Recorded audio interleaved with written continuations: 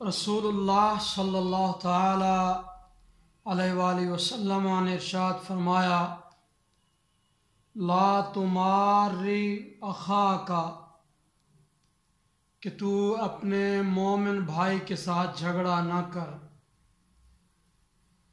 ولا تمازحہ، اور نہ ہی اپنے مومن بھائی کے ساتھ مذاق کر،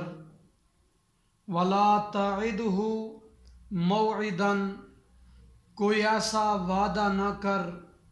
کہ تو اس کو تخلفہ، کہ وعدہ خلافی کر بیٹھے۔ اس حدیث پاک کی روشنی میں 3 کام کرنے سے نبی کریم علیہ السلام نے روکا، جو زبان کی آفت میں امام غزالی علیہ الرحمہ نے بیان کی، کہ ایک تو مومن بھائی کے ساتھ زبان درازی جھگڑنے سے منع کیا، اور دوسری بات کسی مسلمان بھائی کے ساتھ ایسی مذاق نہ کرو جس سے مومن بھائی کی دل آزاری ہو،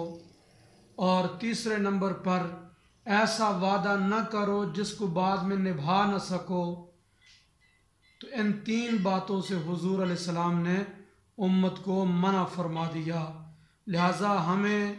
اپنی زبان سوچ سمجھ کر استعمال کرنی چاہیے۔ ہماری زبان کبھی کسی مسلمان بھائی کو اذیت دینے کے لیے نہیں کھلنی چاہیے۔